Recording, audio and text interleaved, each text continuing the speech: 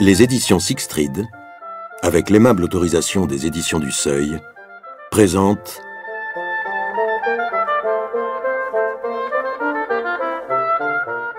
Deux hommes de bien, d'Arturo Pérez Reverte, interprété par Lazare Herson-Macarel.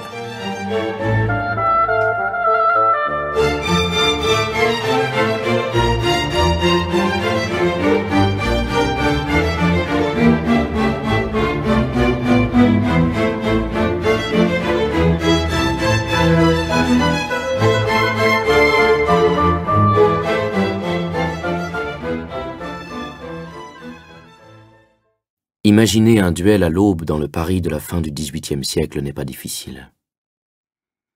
Il suffit d'avoir lu quelques livres et vu quelques films. Le raconter par écrit est plus compliqué. Et le prendre pour départ d'un roman n'est pas sans risque.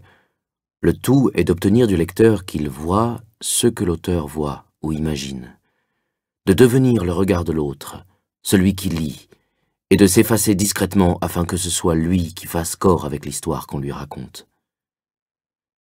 Celle de ces pages demande un pré couvert de givre au petit matin et une lumière diffuse, grisaillante, pour laquelle il serait utile de recourir à la douce brume, pas trop épaisse, qui s'élevait le plus souvent des bois aux alentours de la capitale française, dont la plupart ont aujourd'hui disparu ou se sont fondus avec elle dès les premières lueurs du jour. La scène appelle aussi des personnages. Dans l'éclat indécis du soleil qui ne se montre pas encore doivent se deviner, un peu estompés par la brume, les silhouettes de deux hommes. Légèrement en retrait, sous les arbres, à côté de trois voitures à chevaux arrêtées là, il y a d'autres figures humaines, masculines, enveloppées dans des capes, les tricornes enfoncés jusqu'aux oreilles. Elles sont une demi-douzaine, mais sans intérêt pour la scène principale. Aussi pouvons-nous nous passer d'elles pour le moment. Ce qui doit attirer notre attention, ce sont les deux hommes immobiles qui se font face, debout sur l'herbe mouillée du pré. Ils portent une culotte cintrée et sont en manches de chemise. L'un est svelte, plutôt grand pour l'époque. Ses cheveux sont gris, noués en un court catogan sur la nuque. L'autre est de taille moyenne. Ses cheveux frisent sur les tempes, poudrés à la mode la plus raffinée de son temps.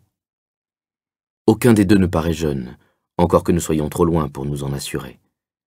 Approchons-nous donc un peu et examinons-les de plus près. Chacun tient à la main une épée semblable à un fleuret si l'on s'attache aux précisions. L'affaire a donc l'air sérieuse, grave. Les deux hommes, à 3 pas l'un de l'autre, encore immobiles, s'observent avec attention, quasi songeurs, probablement concentrés sur ce qui va arriver.